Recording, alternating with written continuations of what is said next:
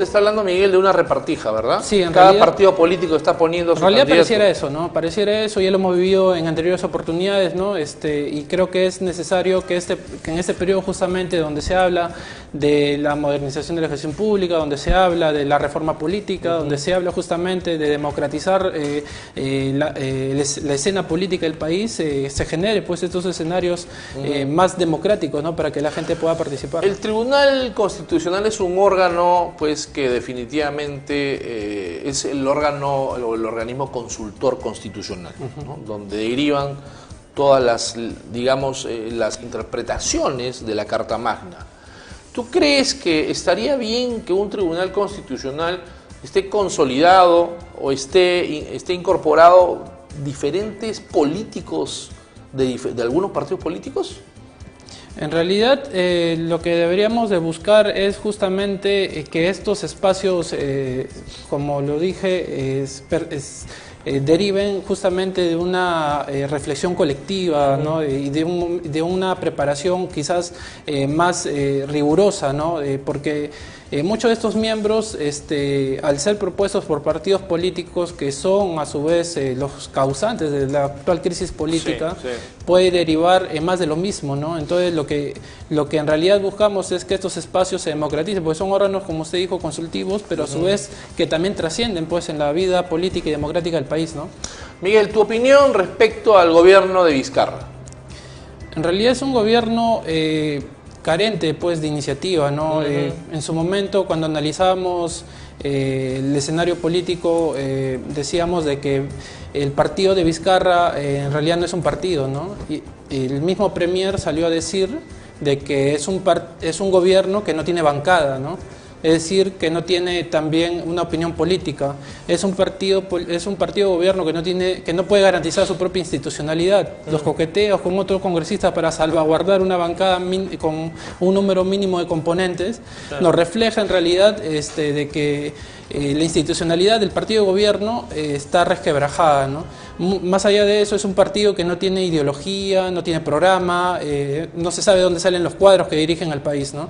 Por lo cual, el gobierno de Vizcarra es un gobierno carente justamente de iniciativa política, de posicionamiento, pero sobre todo también de aliados, ¿no? Cuando no tengo fuerza, lo más natural es buscar aliados, pero no se ve eso, más bien hay una confrontación y se intenta hacer creer a la gente, a las personas, de que la contradicción principal del país es la confrontación del gobierno con el Congreso, ¿no? Del Ejecutivo con el Legislativo, lo cual no es del todo cierto, ¿no? En el Perú existen condiciones, crisis más profundas que estas, ¿no? Contradicciones no resueltas a lo largo de la historia, ¿no? Necesitamos en realidad romper un ciclo oprobioso, ¿no? En la vida republicana, de toda la corrupción que se ha habido durante 200 años de república, y que esto debe ser en realidad un paso quizás con algo más profundo, ¿no? Que es una nueva constitución política para el país, ¿no? Bueno, la corrupción en el Perú prácticamente se da desde el Tahuantinsuyo, ¿no? Se habla de que Huayna Cápac era un corrupto. Estábamos estudiando un poco sobre Raúl Porras Barnechea y decía él en uno de sus escritos que Huayna Cápac era, digamos, un gobernante tirano, ¿no? Que le gustaba mucho el alcohol, las mujeres, y él era sumamente arbitrario y tirano en sus directivas, llámese así.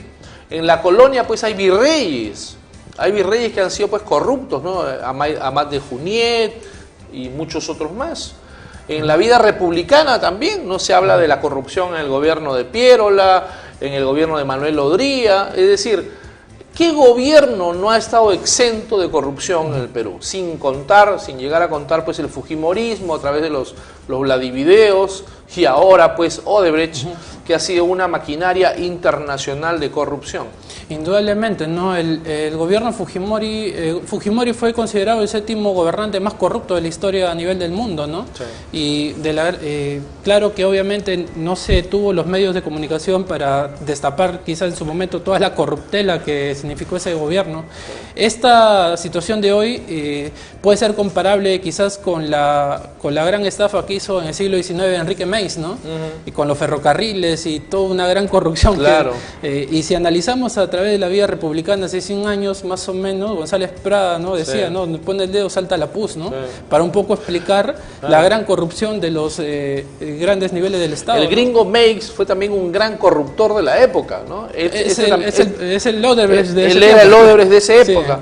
Meix coimeaba a todos los gobiernos para la construcción del Así ferrocarril, ¿no? Así es, o sea, ese mismo estilo de corrupción es que se ha ido institucionalizando, ¿no? Sí. Hace más o menos año y medio escribí un artículo para una revista de la zona sur de Lima, donde más o menos denotaba por qué la corrupción se ha institucionalizado tanto Sí. en la sociedad.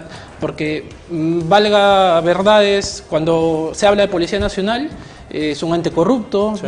altamente corrupto, tal igual que la Fiscalía, el Poder Judicial. Poder Judicial. Y lo digo sin miedo, lo he dicho delante de ellos El mismos. Congreso de la República, que Así es como una... hay jueces que blindan, también hay fiscales que Sí. blindan, el caso de Toledo, el caso de Ollanta. El Congreso de la República, que es una cueva de ladrones. En ese sentido, ¿Quién se salva? la corrupción que se ha ido institucionalizando a través de las diferentes esferas de gobierno, ejecutivo, Congreso, también ha calado en la sociedad misma y en el poblador de a pie, porque el poblador de a pie asume ya una cultura De la corrupción. corrupta, ¿no? O sea, asume una cultura corrupta de tal manera de que aquel que no piensa de esa forma, en realidad está equivocado, está mal, ¿no? Hace un año más o menos se veía que un policía había devuelto, no, que un taxista, perdón, había devuelto 20.000 soles que se habían olvidado en su taxi, ¿no? Y se veía como una noticia y lo premiaba prácticamente, ¿no? Heroica. Heroica, cuando debe ser en realidad algo normal.